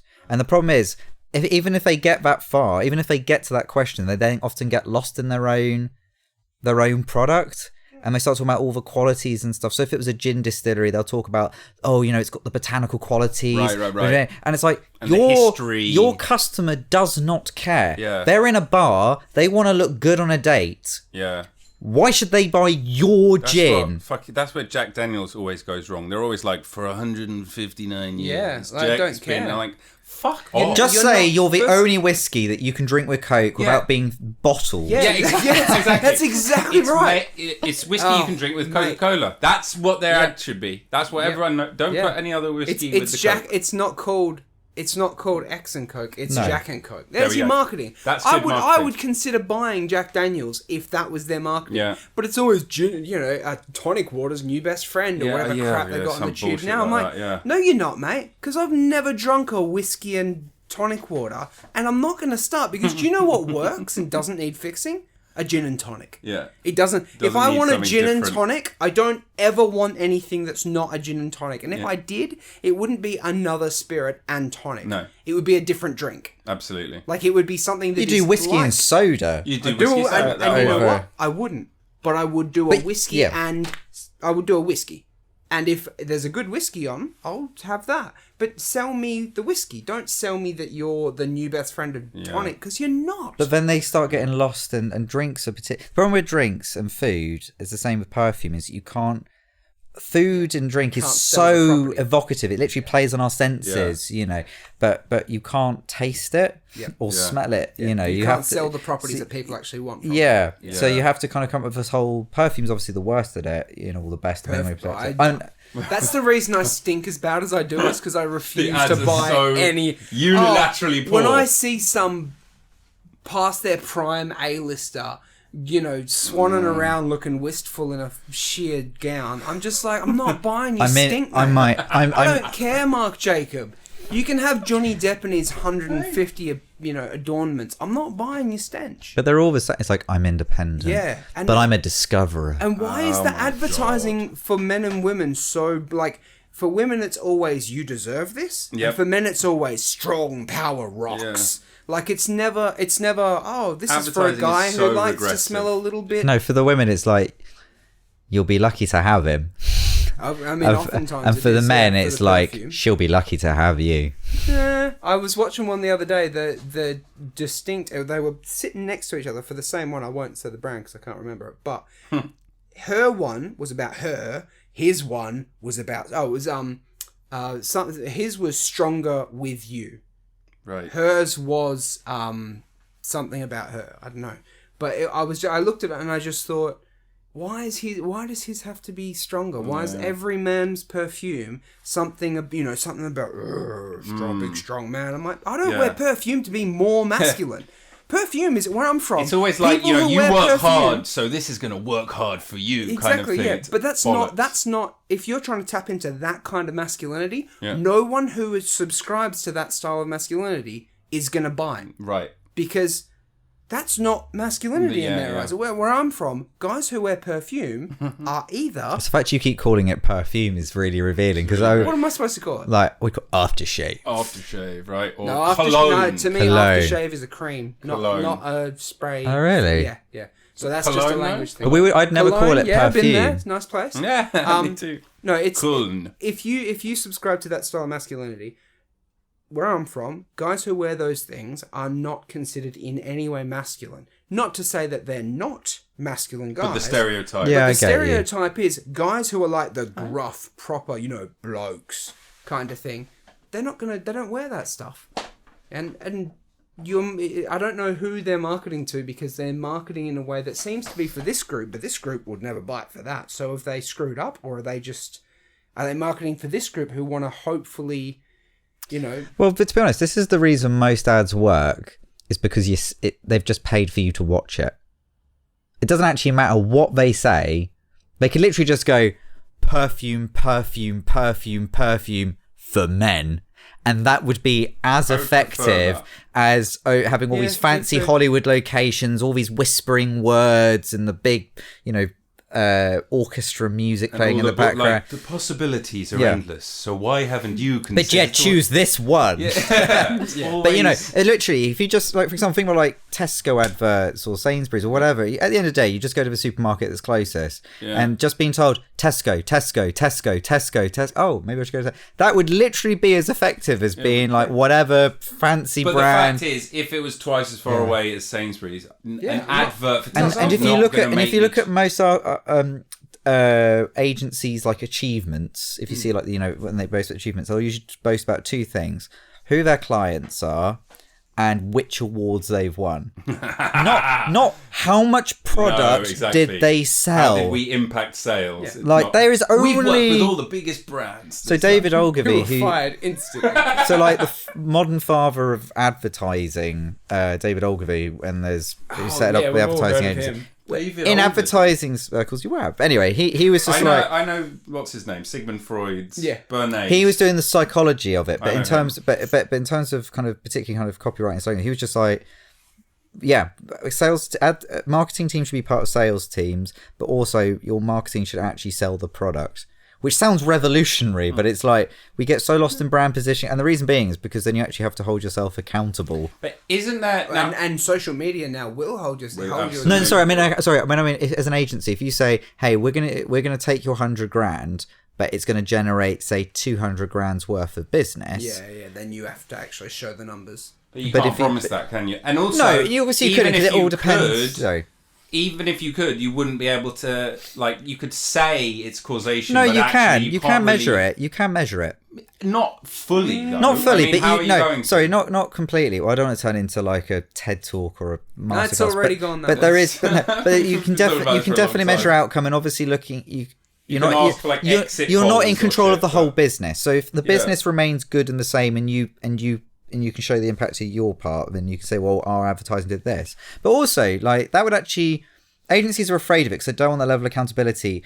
But I'm really surprised that businesses let agencies get away with it. Well, because actually, if I was a business, I'm going to go, right, I'm going to give you $100,000. Now, in any other area of my business, if I were going to give somebody $100,000, I want to know what I'm getting for my $100,000. If I'm employing someone for $100,000, I want to know that I'm getting at least $100,000 worth of work every year. If I'm going to invest in $100,000 worth of technology, I want to make sure I'm getting at least 100. So if I'm giving an agency $100,000, how are you going to show me? But isn't there this thing, Peter? But they don't do that, which like astounds me. What is it? It's a paradox, or I don't know if it's a paradox, but it's like you see adverts for like Google or something. You're like, why would you? You're Google. Everyone knows you're Google, and I'm going to use Google if I'm going to use Google. You don't need to advertise. But the paradox is, if they don't advertise and their competitors are advertising, then they're thinking, oh shit. No, our name isn't out there, but their name is out there. So then they're kind of forced, even if it doesn't benefit them in any way, to spend all that money. Neutralising your competition is a good use of money. So if you said to me, look, if you give me, I'm going to take 100k because 100k is a nice big round figure. But if you said your 100k is going to knock off 100k's worth of, say, Amazon, then I'd go, well, that's $100,000 well spent. I'd love to hear that Google only spends $100,000 on advertising. They only spend in £100,000 blocks. Mate, that would be... but no, you know what I mean? Like, if there are different ways of measuring it. And it isn't as simple as I'm making it out. But I am really surprised that businesses... Smart people running good businesses fall for this crap all the time. Isn't it just because if you're a big business and you're doing well... Doesn't fucking matter. You've got the money. You may as well. It's because they don't understand it. But the problem is, though, there's a whole generation who have grown up day one with social media, and they know when they're being bullshitted with social media. Yeah. So there's a whole lot of agencies that pretend to be really cool and trendy, but they're not, because they're actually run by people in their late 40s. Yes. Mm-hmm. And that's how you get something like the Pepsi thing. With what's her face. But there's gonna be new. Oh yeah. Right. Yeah. But there's gonna be new businesses run by young people who will just basically blow the older businesses out of the water, because you don't build a business for now, you build it for 10, 20 years. There's a reason why the banks that have survived now are the ones that was originally started 100, 200 years ago, because those Victorians or those Georgians were thinking that far in the future. If you've only got, if you're building a business with a 5-year model, you've already lost, because let's be honest, by the time you've actually planned it and implemented it, it's year 8. Like you've got to be planning 50 years in the future. You know, look at KFC. Their slogan's been around for 65 years. You know, it's looking good, and that's a great offer. Like to the customer, like actually, exactly back to what you were saying earlier about like selling food. What's the hardest thing? It's like that's exactly the thing, right? Appeal to the senses. If finger licking, it evokes. It's like, when is the time when you've had something delicious, and you might get like a salivatory response or something. But it also tells you it is going to be delicious. That you're meant to handle it. It tells you something about the experience. But then also it's true, because customers come back. And if it isn't true, it wouldn't work. And the interesting thing about that slogan is that it wasn't even produced by a copywriter or an ad person. It was produced by a franchisee manager who was covering for another franchisee manager, if I remember correctly, who did the local radio ads. And so he covered it and brought in a bucket of chicken.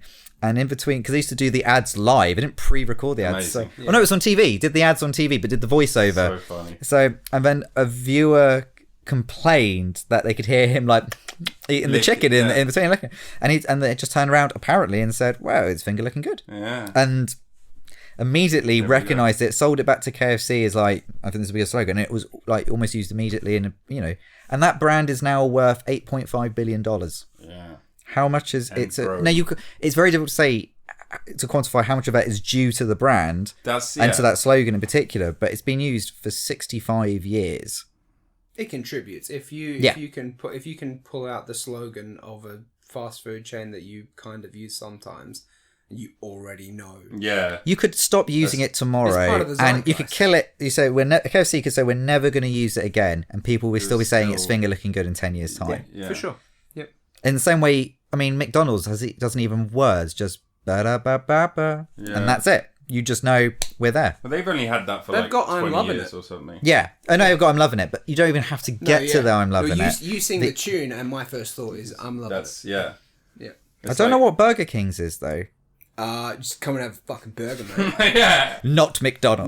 Not McDonald's. Yeah, Burger King. Does anyone remember Wimpy? Hungry Jack's, as it is in Australia, right? Yeah, the burgers are better at Hungry Jack's. Yeah. That's the slogan. Is it? Yeah. No, And that's you know good. what? You know I what? like That's that not though, bad. I mean, because that that's sets it apart. Yeah. We're a middle finger. Yeah. I like that. That's really good. And you know what's funny? In Australia, I haven't had fast food in Australia for half a decade, but I would go to Burger King or / Hungry Jack's over McDonald's almost every time, purely because the burgers tasted better. Why is it called Jack? Why they picked Jack? I know that they didn't go for Burger King because there was already there was already a Burger King independent joint who said, "Well, I've got the name for it here." I bet Tom doesn't know, but like think about it's like I would think you it's pick a really it's a typical American name. Yeah, from that era. exactly. Oh, It's an okay. American Pick a brand. very generic name, right? Yeah. It's like Hungry Jack's, Papa John's, like Yeah, these exactly. Are, Yeah. Yeah. And you've got Jack Daniels and all. Yeah. You know, it's a kind of a quintessentially American. Yeah. yeah. So work. basically, what I'm saying is, if you can just actually speak simply and plainly to your clients and just make simple promises linked to their business, You're not saying that your whole job is completely obsolete. Because for a second there, I'm saying feel like- I'm Convince saying me that I don't need a marketing department. I'm saying that 90% of What I modern do could be done by what I did. yeah, 90% of modern marketing comms is pointless, useless, can be disposed of, but that 10% is vital. Yeah. And I am at 10%. But no, that 10% is vital. But I really would encourage businesses to kind of recognize that, because otherwise they will have these younger new businesses, as is the nature of business, that will outsmart them. Yeah. But look at banking, actually. Look at Monzo and those sort of banks. They've just completely kind of internet banks. If you're young now, you don't want a You Lloyd's or a Midlands or a Barclays bank account. You want like Monzo or Swift, Venmo, or any of those. Cash App, all that stuff. They're the ones. We don't. In the 80s and 90s, aspiring young person wanted an Amex. Not now. No, It doesn't have the kudos it but does. it doesn't have the kudos. But the system being what it is, it's like, yeah, but you know what? At some point, you're going to need credit, and Monzo is not going to cut it as much as Not yet. not yet. So that's what I mean. But like, how would it change? Well, Especially who holds. Think the about power it. there? I mean, it sounds like I'm doing a free pitch for Monzo now. Yeah. But if Well, maybe Monzo, that'll but at be the moment, contact. what's the other thing young people really struggle with? Well, one of the things is getting a mortgage. And mortgages are all based on credit. No, it's what attention. What if? And Monzo sounds fun. But if Monzo could come up, I don't know how this fits within the financial rules because I don't work in those areas. I can only talk about comms stuff. But if there was a way they could create an alternative method of deciding if someone should have a mortgage or not, that's not based. Disrupt the mortgage Because the joke is, right, you get a credit score based on, I will put myself into debt and show I can pay it off. And that actually earns you more points than going, I have never got myself into debt. Look at me just pay for stuff. Yeah. Which Well, is a bizarre system. I've never understood that. But anyway. Let me quote to you the most annoying thing that is exactly summing this up before I go and get a drink. And would you like me to refresh your beverages? That Peter, would be you look lovely. empty. Thanks. Can I have some more tap water? Tap coming Thank up. you. It is, you don't ask for permission, You just do it and then ask for forgiveness. Apart from in I was personal gonna say, relationships. there are several examples where that is I'm not talking legally acceptable. Only about tech startups. Exclusively. But no, they if Monzo could work out an alternative way, like that's it. They'll get that market, and they could possibly it could even lead to a housing crash. I think the only reason that credit and credit scores are so big and you build them in that way is because that cat just opened that door, is because it doesn't show your ability to necessarily pay back a debt. It shows your willingness to accrue debt.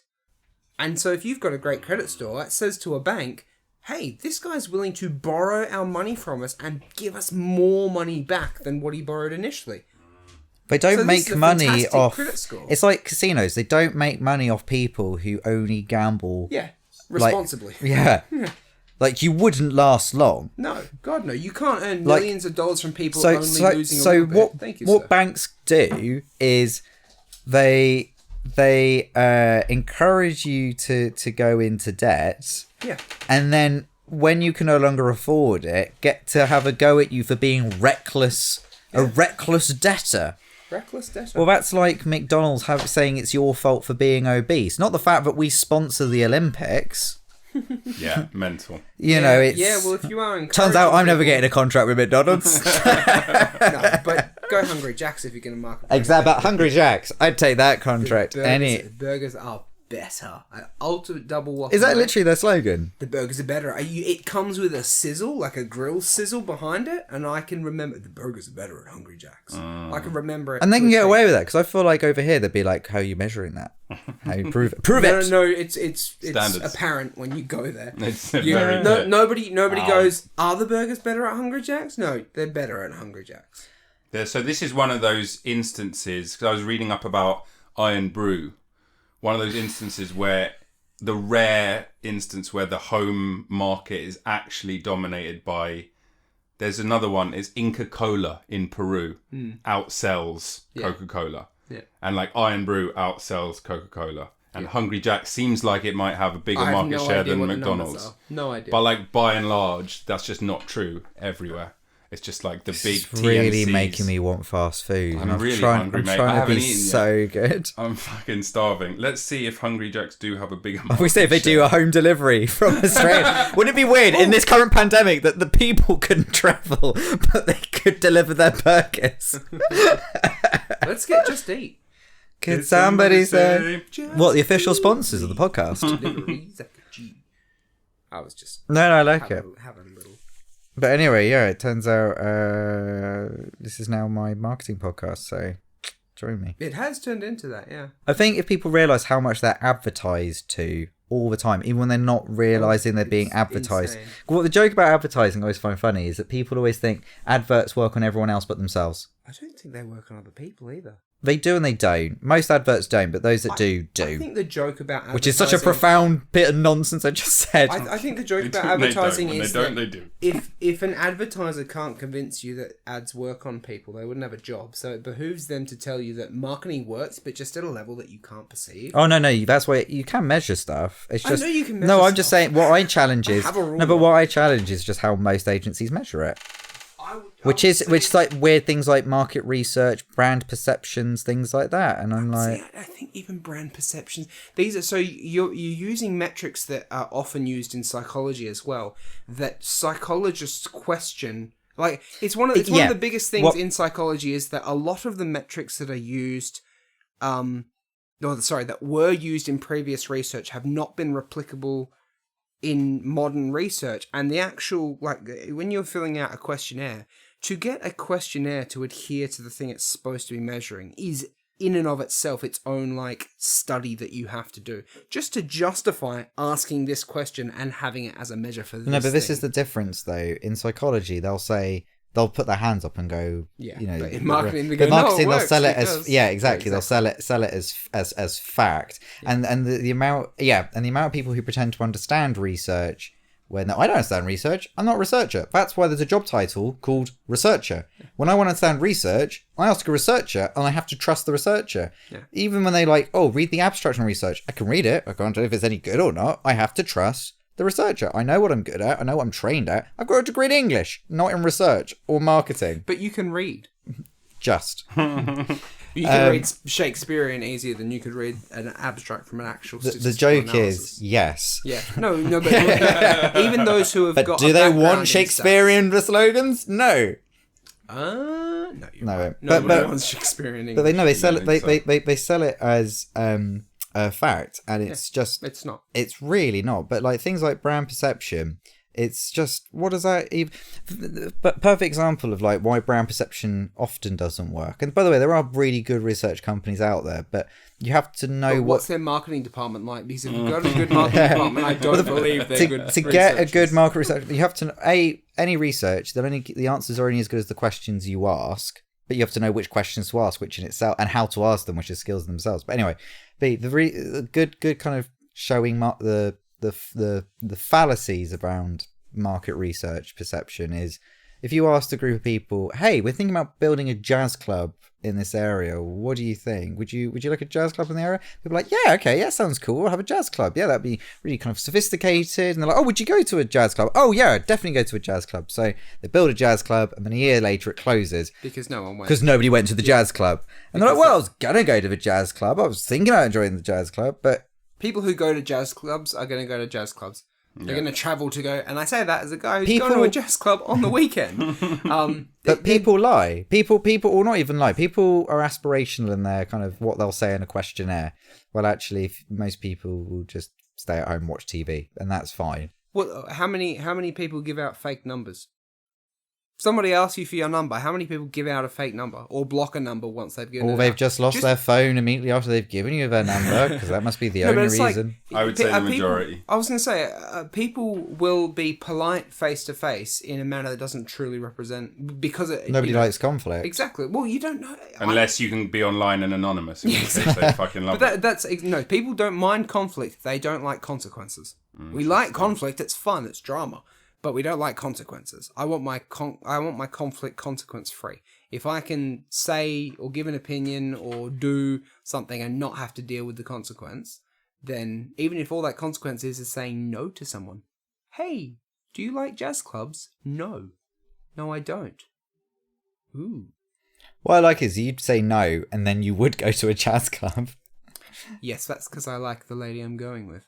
Ah, And that's... smoother than a piece of I mean, jazz. if I was going to market a Yeah, I was jazz gonna club, say. I would definitely use that for Yep. sure. I was going to say, nothing beats a pretty lady for marketing a thing. really Yeah. worried So where men, you at go with that. Nothing beats a pretty lady. Nothing beats... Except for me. In a jazz club. Bum, bum, bum, bum. Well, we talked about marketing there for 4.5 hours. It felt like it. Can you just give a link to my... No. It felt like that took as long as it took you to run that marathon to listen to you speak about marketing. It is fascinating from the perspective of knowing you and understanding that you actually do have an area of expertise that I was completely unaware you possessed. It is also... Hang on, until today, as you fuck. had no idea that I knew what Anything. I just figured you were middle class and that's why you did all right. Oh yeah, absolutely. That's why I've gone need freelance, because I realised the consequence. Genuinely, I might as well go freelance, because the worst thing that will happen being white, straight, middle class is that I will just have Get another job. a little less money, and I can just go and get those numbers to put in my bank account elsewhere. Yeah. Like, if I can't use my privilege, I didn't even know I had privilege until everyone told me, and now I know I've someone got told it. Might as well use If you it. got it, flaunt it. Yeah. Yeah. I mean, yeah, if you've got it, you should use it. You should probably use a little bit of it to give to those who don't have as much, but...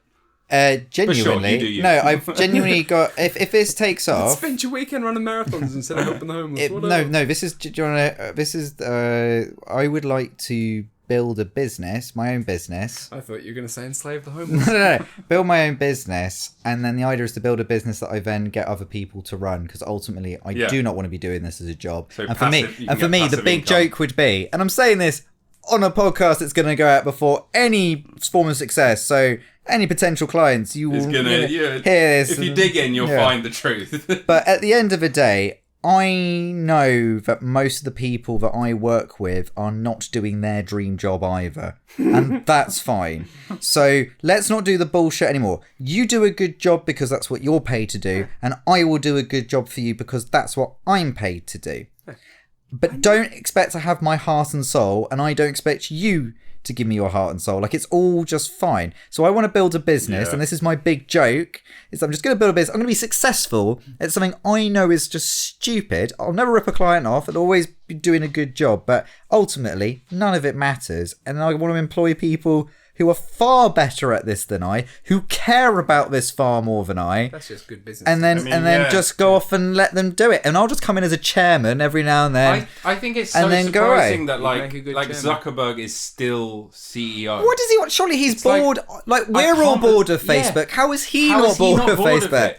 And why hasn't he just like gone, you know what? I'm just build Tracy I'll be Islands. Like honorary president or whatever. So I'm still, in charge. But I'm not going to deal with the day-to-day running just of all do of this a Bill shit. Gates. Just avoid paying tax. Use that money to then start your own charity. Then redistribute it how you like and claim yourself to be a world saviour. Exactly. I mean, and write a letter to the world once a year, like Paul to the Corinthians. Do that though. Well, like the address from the Queen. That's what it always felt like to me. Is that Bill Gates? Queen used to run Facebook. No, once a year, Bill Gates and the Queen address the world, and I was like, yeah, no, because I mean, Beyonce's not going to do it. America needs a royal, image. Not dictator. Is Beyonce still Queen? Dignitary. Don't Diplomat. even get started. All right, we say a lot of shit on this podcast. But if you go at Beyonce, we're gonna get cancelled hard. I think this is the first time I'm gonna cancel you across the fucking table. First time I've offended Tom's sensibilities. Beyonce has done a hell of a lot for a hell of a lot. Okay, I'm not gonna sit here. I'm not gonna sit here and call her Queen Bee, but she is exceptionally good, and she's married to Jay-Z, which JZ. Yeah, who was it that made that joke? That was on a panel show, wasn't it? I can't remember. I mean, it's like it was Sean Locke or someone like every adult, every parent has annoyed a kid by going, yeah, it's not Jay-Z. The JZ. It's our language. We say it how we want to. I don't know why I affect that accent when I mock a lot of you. But that's really offensive. Yeah, that's super racist. You can't be a geezer and be offended. You have to pick one. You can either be that guy. Geezers get offended like nobody's business. Yeah, but not at being mocked. Not like no. Well, not at things that would offend someone on Twitter. No, because a geezer wouldn't know how to use Twitter. Exactly. You can't be both things. Yeah. It's like being a Nazi and then getting offended that somebody said something, I don't know, homophobic. But people are complicated, aren't they? Actually, no, you could, because that would show good character development from a Nazi, wouldn't it?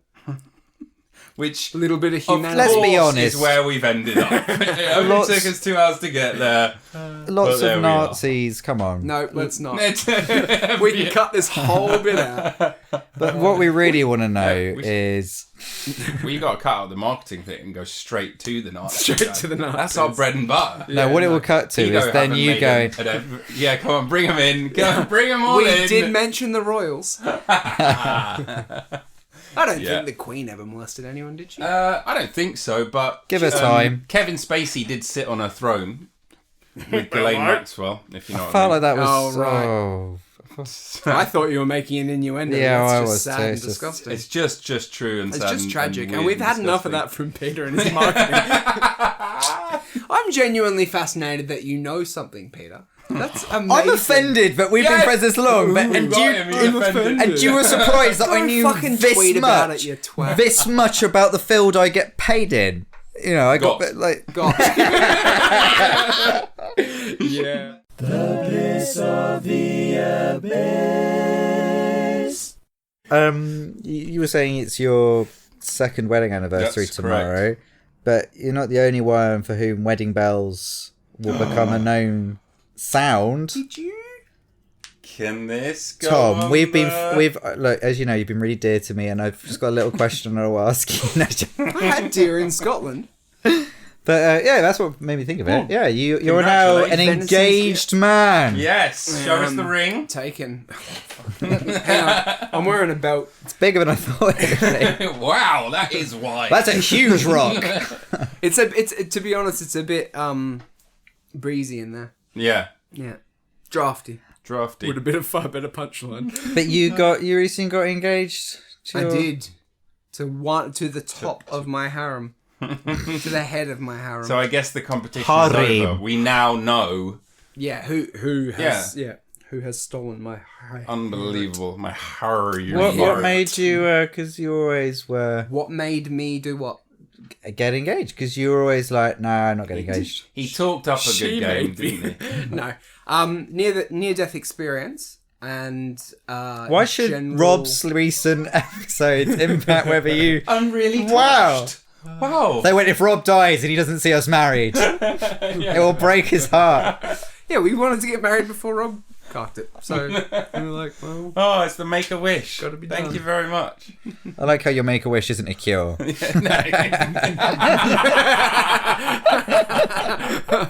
Could have wished for the antidote, but instead he wanted to meet Chuck Norris. That's how much he loves you. So it changed the way you looked at things. Yeah, look, That it's makes not sense. It's not the only factor. No. We have discussed marriage on and off. Well, You've been together for a long time, so we've been it together would have for come up. Too long. almost 14. Apparently Some not. would say. No, we've discussed marriage on and off throughout our relationship, and our She views on it says, have shall we get changed. married? And you go, I go, no. not yet. Not yet. I just keep using the phrase "wait for it," Yeah. as though I've got something planned. And that finally ran out of steam, and you're like, well, I guess. It's been 14 fucking years. It I'm seems still like you did a waiting really for it. good job, though, because the photo of her, she looked very surprised and very happy. She And you was. took her to a beautiful location It was to do stunning. it. Yeah, It's kind of, you're ticking all the boxes. I would love to say that all my plans came to fruition. I winged it, and it turned out phenomenally. What do you mean you winged it? No, I didn't wing it. No, you didn't. No, You planned so it. here's the thing, right? So best laid plans of mice and men. Right. We happened to get the best weather of the entire trip. Just in general, the only 2 days it rained for us were the days we were driving anyway. So like we had phenomenal. And you were in weather. Scotland for like we 2 were in weeks. Scotland, and it was predicted to rain the entire time we Well, were of there. course, yeah. I mean, and then that's just when we all year left, round. it was raining. Right. Like the whole coast that we'd been on Isle of Skye and that Oban and all that. Oh, stunning! Couldn't recommend it highly enough. Do bring midgie repellent because those they're little fuckers everywhere will up get there. you. Yeah. No, but we had insane luck with the weather the whole time we were there. But the day that I proposed was the best weather, the most stunning location, and we were completely and utterly alone. There was nobody around at all. We only met one person on the hike back about, probably 30 minutes later, who was there with his dog, walking his dog, and his first words to us, aside from hello, were, don't tell anyone about this trail. We don't want tourists on it. So where was it? Yeah. I would never tell. Now, Tom, even though you've been together for so long, Yes. at the moment when you knew you were about to do it, were you nervous? Well, I was nervous that I might kneel in sheep shit, as there was a lot of it around. No, not at all. You were like, surely she's not was- going to say I was- no. That would have been such a boss move from Ash. Be was- like, nah. There was a small Wait part for of me- it. Classic. No, there was a small part of me that had hoped that she'd have some sort of bantery, like, to mess with me. Right. But she's not that person. Right. But she No, fucked she it is up. that person. She is that person, but in that moment, But of I course, she's surprised just her gonna enough that she, squeaked, which was hilarious. No, I wasn't nervous at all, because I was already as close to 100% sure as a human being can be of the answer, which I think is pretty much how you want to go into that scenario. Yeah. You'd be surprised how many people go into that scenario with the odds with 50-50 or even tipped against. Or they hope they say yes until they do. Yeah, And then they're it's like, they regret oh, I just realised. Yeah. No takesies, backsies. Divorce court. No, I was 100% certain that she was going to say yes, and the only sort of trepidation I had was that I hoped that I had done well enough on the proposal that she would have a fond memory of it. That was the only thing I cared about, was that, and that she said yes, but I knew she would. Was that I hadn't screwed it up. Because I'm not the most, I don't know if you've met me, but I'm not the most romantic person. Right. And I'm not the best at, figuring that kind of stuff out. So I just wanted to make sure I did the proposal properly and did it well, which apparently I did. So did you like plan a speech out? Or is there just like a crayon drawing of Ash on a hill with the sun? You know my style of comedy, right? It's one-liners. Right. Yeah. That's all she got. A one-line joke. She got a one-liner. No, I didn't. I was Soften her up with a gag, and then I was down on one knee and I was like, "So, how's everyone doing tonight? It's wonderful to be here." What do you do for a living? Yeah. What do you do? Aside from me. Are you here with anyone special? Is that sheep? Would you like to be? Well, congratulations, mate. Thank you very Absolutely much. fantastic. It was very enjoyable. Couldn't happen to a more lovely lady. But you, well... Well, yeah, it was good. It was fun. Brilliant. Well, I mean, that seems like a perfect place to end it, I think. That was just really, heartwarming. The bliss of the abyss, you see? Yeah. See, branding, marketing, SEO, You meant abyss, the by the way. podcast. I thought you meant end our relationship. Oh, right. All right. Yeah, no, it was a good proposal, but I don't think we should leave it there. You know the rule. Only one married couple in this trio. Any final thoughts, gentlemen, before we wrap it up? No. I think this is the first time we've ended on a positive note, and it makes me feel mildly uncomfortable. You've got a chance now to spoil it. Don't Very, worry. very true. I'm giving you an option here. I don't feel that normal sense of dread at like, oh fuck, what did I say? And is it going to ruin my life at some point in the future?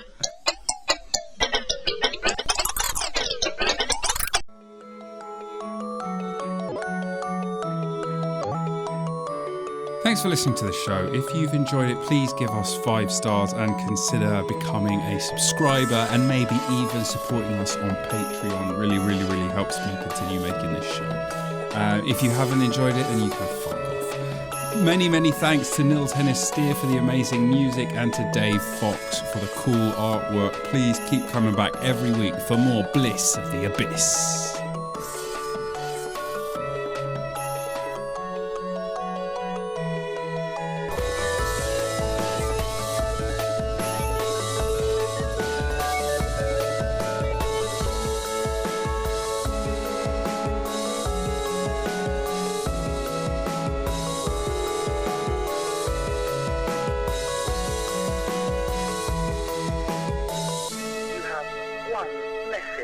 Message 1.